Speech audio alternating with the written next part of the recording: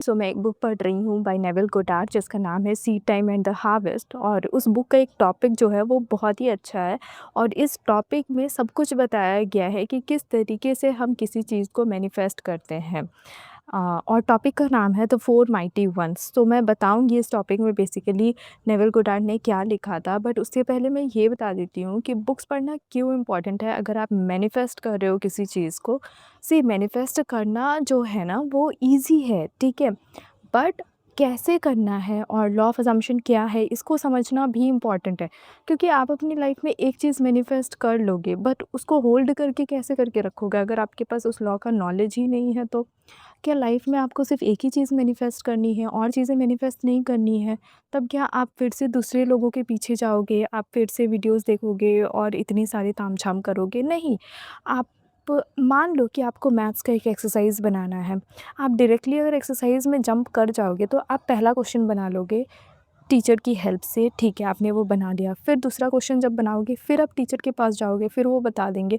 फिर sixth question के बाद ना टीचर भी फेड अप हो जाते हैं और उसके बाद आपको छोड़ देते हैं, आप करो जो भी करना है आपको, ठीक है। बट वहीं पे कुछ स्टूडेंट्स होते हैं जो फार्मूलाज़ को पहले पढ़ते हैं, फार्मूलाज़ को समझते हैं, उनको प्रैक्टिस करते हैं, उसके बाद जा कर के वो एक्सरसाइज में आते हैं।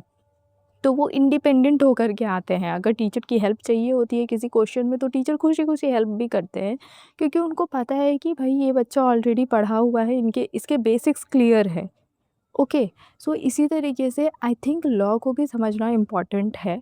और लॉ को समझने के लिए सबसे बेस्ट तरीका जो है वो है बुक रीडिंग करना।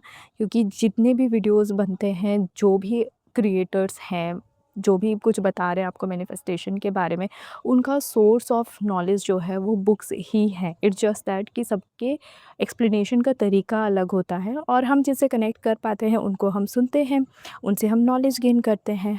बट यस, आपको अगर इंडिपेंडेंट बनना है और आपको ये जानना है कि आप सही डायरेक्शन में जा रहे हो या नहीं जा रहे हो, तो उसका जो एश्योरेंस है वो आपको बुक देता है। और I think law of assumption अगर जानना है तो नेविल को तो पढ़ना ही चाहिए। So yes, but Neville Goddard की जो बुक्स हैं ना वो बहुत जल्दी समझ नहीं आते हैं।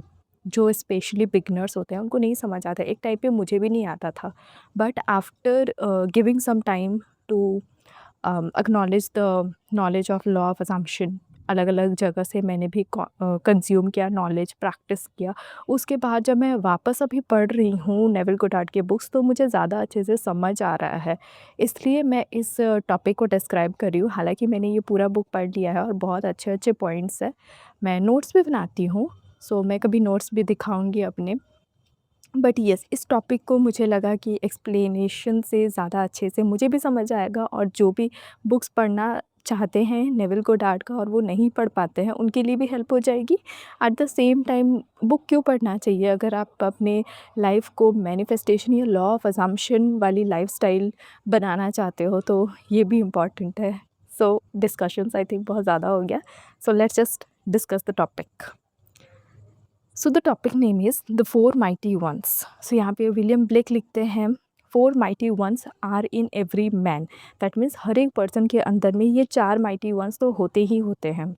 वो कौन है? That we can best understand the four mighty ones by comparing them to the four most important characters in the production of a play. That means कोई एक प्ले हो रहा है। प्ले का मतलब जैसे कि स्टेज में प्ले होता है, उस प्ले की बात की जा रही है। तो स्टेज में एक प्ले होता है, उसमें अलग अलग कैरेक्टर्स होते हैं, अलग अलग लोग उसमें इन्वॉल्व होते हैं। तो उससे कंपेयर किया गया है, उससे कंपेयर करके समझाया गया है कि कैसे एक इंसान के अंदर में फोर माइटी वंस होते हैं। So the producer, author, director, and the actor are the four most important characters in the production of a play। तो कोई भी अगर प्ले हो रहा है स्टेज पे तो उसके पीछे कुछ लोगों का हाथ होता है। और जो चार मेन लोग होते हैं वो कौन कौन से होते हैं? Producer, author, actor and director. Okay, so in the drama of life, the producer's function is to suggest the theme of a play. This he does in the form of a wish, such as I wish I were successful, I wish I could take a trip, I wish I were married, and so on. But to appear on the world's stage, these general themes must somehow be specified and worked out in detail. It is not enough to say I wish I were successful. That is too vague. Successful at what? So drama जो अब play होने वाला है ना, life का जो play होने वाला है, लाइफ में जो ड्रामा होने वाला है, उसके लिए प्रोड्यूसर जो कि है फर्स्ट माइटी वन, उसका काम क्या होता है? उसका काम होता है प्ले का थीम सजेस्ट करना। दैट मीन्स एक्नॉलेज करना कि आप एक्चुअली में चाहते क्या हो, आपकी विश क्या है। तो यहाँ पर आपको वो क्लियर करना है that I wish I were successful. But producer का काम यहाँ पर ख़त्म नहीं हो जाता है। यहाँ पर सिर्फ सक्सेसफुल बोल देने से काम नहीं चलेगा। आपको क्लियरिटी होनी चाहिए कि अगर आपको सक्सेसफुल होना है तो किस चीज़ में सक्सेसफुल होना है। अगर आपको ट्रिप जाना है तो कहाँ पर ट्रिप जाना है। I wish I were married, तो किस पर्सन के साथ आपको मैरी करना है, शादी करना है, या फिर कैसा पर्सन होना चाहिए शादी करने के लिए, ठीक है। तो एक क्लियरिटी होना इम्पॉर्टेंट है कि आपका विश क्या है, एक्चुअल विश क्या है, और आप खुद क्या चाहते हो। सो this is the work of the first mighty one जो कि है producer. So the first mighty one only suggest a theme. तो प्रोड्यूसर का काम क्या होता है? फर्स्ट माइटी वन जो कि प्रोड्यूसर है, उसका काम है थीम सजेस्ट करना। दैट मीन्स आपका विश को बताना, आपको खुद को कि आपकी एक्चुअल विश क्या है। आप खुद के मैनिफेस्टेशन से ना कनेक्ट करते जाना इस चीज़ को, तो ज़्यादा अच्छे से समझ आएगा। Then, the second mighty one, the author writes only the last scene of the play, but this scene he writes in detail. तो प्रोड्यूसर का काम हो गया, अब आ गया ऑथर का काम। ऑथर क्या करता है? प्ले को लिखता है। तो वैसे ही आपके लाइफ का जो ड्रामा है, उसमें आप ही ऑथर हो। तो आपका जो मैनिफेस्टेशन का एंड गोल है, उसको डिटेल में आप लिखोगे, बट सिर्फ एंड गोल को लिखोगे। Okay, not just step wise नहीं लिखना है कि इसके बाद ये होगा, इसके बाद ये होगा, ऐसी चीज़ें नहीं लिखनी है। आपका जो भी एंड गोल है ना, उस एंड गोल को पूरी डिटेल में लिखना है, लाइक एन ऑथर। ओके, तो लाइफ के ऑथर को एंड गोल ही लिखना पड़ता है। Okay, then the scene must dramatize the wish fulfilled. He mentally construct as life like a scene as possible of what he would experience had he realized his wish. When the scene is clearly visualized, the author's work is done. तो अब author ने लिखा, अब लिखने के लिए कुछ तो इमेजिनेशन चलता है ना हमारे माइंड में। तो जब वो विजुअलाइजेशन हो गया, ऑथर ने पूरे डिटेल में एंड गोल को लिख लिया, तो ऑथर का भी काम ख़त्म हो गया। ऑथर कौन था? Second mighty one. Then the third mighty one is the production of life's play in the director is the director. The director's tasks are to see that the actor remains faithful to the script and to rehearse him over and over again until he is natural in the part. Okay, so पहला कौन था? Producer था। Then second author. The third आते हैं director. That means आपके अंदर का director. अब डायरेक्टर का काम क्या होता है? डायरेक्शन देना प्ले में। तो आपका जो मैनिफेस्टेशन का एंड गोल था, ठीक है, जो ऑथर ने लिख दिया था, अब उसको डायरेक्शन कौन देगा? उसको डायरेक्शन देगा डायरेक्टर। तो डायरेक्टर का काम क्या होता है कि आपने जो प्ले लिखा है, उसमें कुछ कैरेक्टर्स होंगे ना, कुछ एक्टर्स होंगे, उनको देखना कि वो जो प्ले आपने लिखा है उसमें वो सही तरीके से स्टिक हैं या नहीं है। कहीं एक्टर्स अपना मनमानी तो नहीं कर रहे हैं। वो जो एक्टर्स हैं, वो स्क्रिप्ट से रिलेट करनी चाहिए। दैट मीन्स स्क्रिप्ट के साथ स्टिक होने चाहिए। ये नहीं कि आपके प्ले में जो भी कैरेक्टर्स है वो अपना ही कुछ करते जा रहे हैं। नो, डायरेक्टर का काम है आपके प्ले में जो एक्टर्स हैं उनको स्क्रिप्ट के साथ फॉलो करवाना और डायरेक्शन देना कि ये काम करना है आपको इस प्ले में।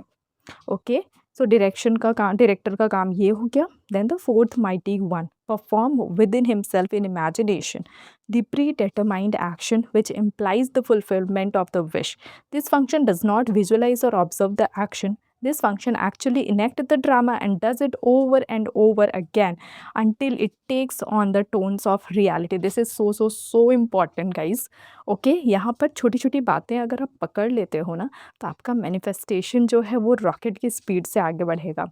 So last mighty one, that is fourth mighty one का काम क्या होता है? फोर्थ माइटी वन कौन थे? एक्टर्स थे। ओके, दैट मीन्स आप अपने लाइफ के ड्रामा में आप खुद ही एक्टर हो, ठीक है। आप खुद ही प्रोड्यूसर हो, खुद ही ऑथर हो, खुद ही डायरेक्टर हो, और खुद ही एक्टर भी हो, ठीक है। तो अब जो एक्टर है वो क्या करेंगे? वो रोल को प्ले करेंगे, रिहर्स करेंगे। एक्टर जो है वो स्टेज में आने से पहले कई सा बार परफ़ॉर्म करता है ना, बैक ऑफ द स्टेज कई बार रिहर्सल करता है। तो आपको अपने प्ले में रिहर्स करना है, उसको विजुअलाइज़ नहीं करना है, उसको देखना नहीं है उस ड्रामा को, उसको ऑब्ज़र्व नहीं करना है, आपको उसको प्ले करना है। उस प्ले का हिस्सा बनना है आपको। आप समझ पा रहे हो यहाँ पर क्या करना है आपको? ये नहीं कि आपने आँखें बंद कर लिया और आप देख रहे हो, विजुअलाइज़ कर रहे हो, आप देख रहे हो कि सारी चीज़ें हो रही हैं, प्ले हो रहा है। नो, उस प्ले में आपको एक्ट करना है as an actor. This is the most important point. और इसको ओवर एंड ओवर अगेन करना है। दैट मीन्स इसको बार-बार करना है जब तक आप उस प्ले में पूरी तरीके से इन्वॉल्व ना हो जाओ। एक एक्टर क्या करता है, जब तक उसका रिहर्सल पूरा नहीं हो जाता है तब तक वो स्टेज में नहीं आता है। वो पूरी तरीके से उस कैरेक्टर में घुस जाता है, तब तक वो रिहर्सल करता है, जब तक उसको वो जो पार्ट है जिसको वो प्ले करना चाहता है, जब तक वो उसके लिए पूरी तरीके से नेचुरल नहीं हो जाता तब तक वो उसको रिहर्स करते रहता है। उसके बाद फाइनल वो स्टेज में आता है। सो this is the work of the actor. तो आई थिंक समझ आ गया फोर माइटी वंस कैसे आपके अंदर ही है, और कैसे स्टेज में जैसे प्ले होता है, उस प्ले को जब स्टेज में लाया जाता है उसके पहले कई सारे लोग जो हैं वो काम करते हैं उस प्ले को परफॉर्म करवाने के लिए। इन द सेम वे आपके लाइफ का जो ड्रामा है उसको आपको अगर 3D में प्ले करवाना है, 3D is like a stage, okay. तो अगर उस स्टेज में आपको लेकर आना है तो उसके लिए बैक ऑफ द स्टेज ये सारी चीज़ें आपको करनी पड़ेगी। और ये सारी चीज़ें that means four mighty ones आप ही हो अपने लाइफ के ड्रामा में।